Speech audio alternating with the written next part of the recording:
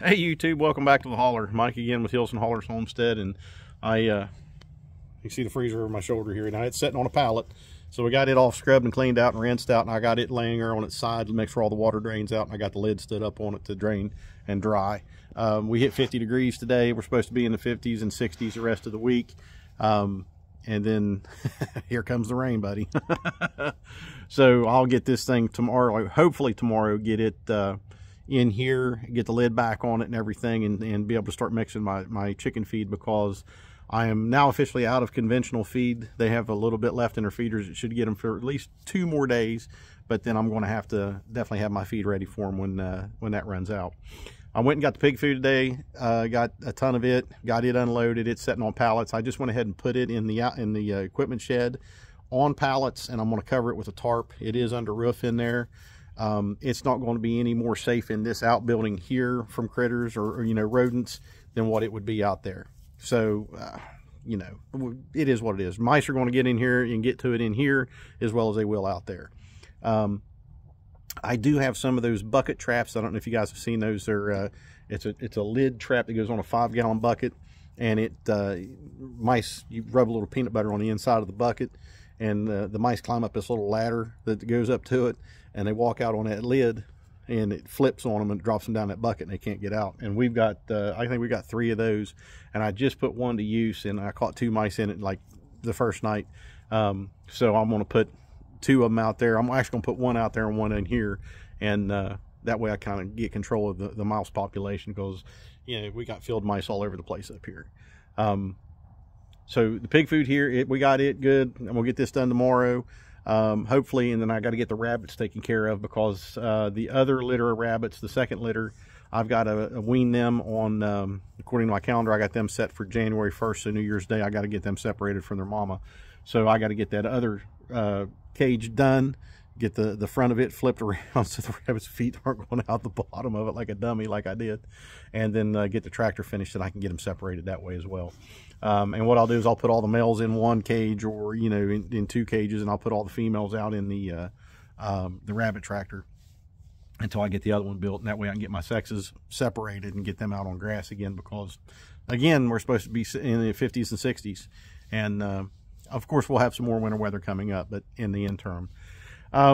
Lessons learned from the storm, as far as family goes and preparedness here, I have no concerns for the future. I really don't.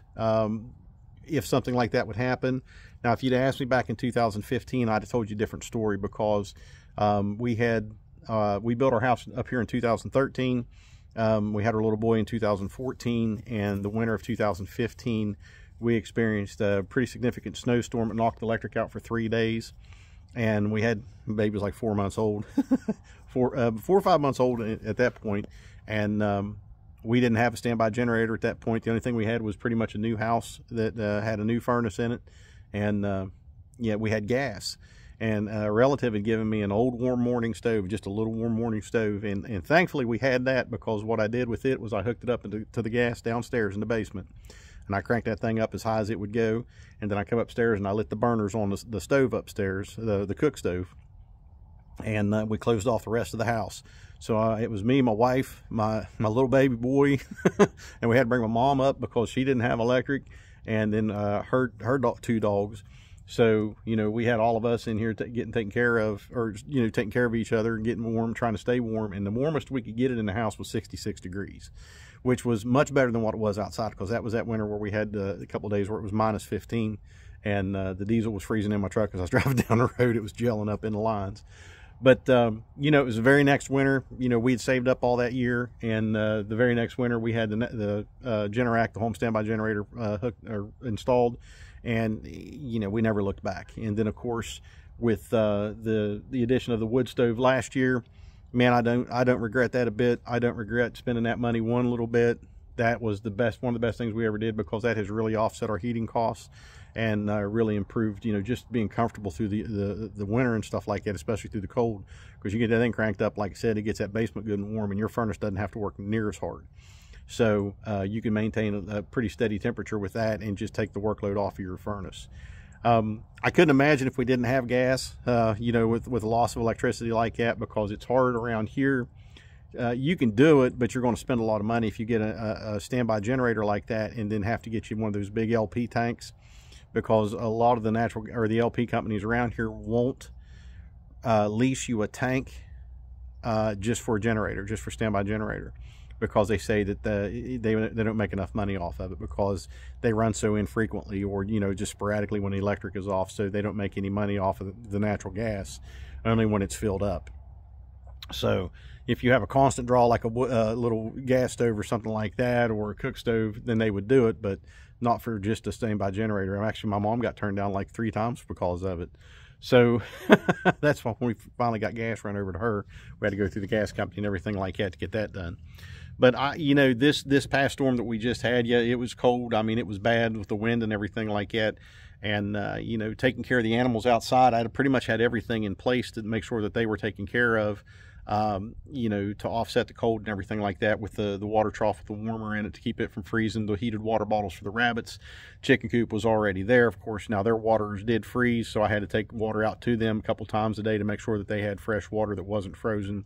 And then the boar, where he's out at the far end, which there won't be any more pigs out there in the wintertime like that. They'll be right here close to where they are now, the big pigs, because that's where I can get electric run to, and I can get water taken to much easier. And I'm glad that I had so the pigs drank their water down past their drinking nipples yesterday, so I had to bring 200 feet of garden hose in the house and put it in the shower and run hot water on it to get it to thaw out, because it was just completely blocked up with with ice, and I needed to fill their trough up. So I had to run an errand as soon as I got off work yesterday. So as soon as I got back from doing that, it was dark. I'm out there hooking the hose together, dragging the hose out of the shower in the house, and hooking it together and filling up their water trough. So they got filled up last night. So make sure, incoming storm or colder weather, freezing temperatures, make sure you top off the troughs, the water troughs and everything ahead of time. That way you're not dragging 200 feet of garden hose in your house, putting in your shower. So the boar, of course, I took 2 gallons of water out to him at a time, filled his big bowl up. I caused the water barrel out there with the nipple drinkers on it had frozen. But like today, it had thawed, so I went out there and I just topped it off, completely filled it up, filled his water bowl up just to have as a backup just in case. But we're supposed to have 50, 60 degree weather the rest of the week. And then we got a solid week of rain pretty much coming up. And of course, the ground is thawed just enough to make the top of it slick and muddy over top of that frozen hard ground. And let me tell you, you'll bust your butt real quick and in a hurry out here today. So, lessons learned. I'm a little behind on the rabbits. I've got to get that other rabbit cage. I got to get it fixed where I, can get the rabbits in it, get it hung up. And I need to get that rabbit tractor done so I can get the 2 litters separated. Because I got to wean, like I said, the youngest litter, I got to wean them on New Year's Day. So I'll try to get that done tomorrow as well, and try to get this thing in here. Won't take me but a couple minutes to make space for it, get the lid back on it, get the hinges back on it, and I start mixing my my chicken feed, because I'm now officially out of conventional feed. So they've got about 2 days left of conventional feed before they go on what my own custom mix is going to be. So we're moving along. The weather improving like this is making a big difference, because like I said, I'm not going to be out here in 40-mile-an-hour winds and negative 25. I think the lowest recorded temperature in the state of West Virginia during that storm was at Slady Fork, which is up by Snowshoe Mountain in Pocahontas County. It was negative 51. That was the lowest recorded temperature in the state of West Virginia during that storm. That's cold. I ain't never experienced that. I've experienced negative 15 and, a little wind chill added on top of that, but I've never experienced negative 51. I really don't think I want to. But, no regrets. No regrets. I'd probably done a couple little things differently. Like I said, the boar wouldn't have been out there. He would have been up here. But like I said, that'll be the last time there'll be a pig out at that far pen during the winter.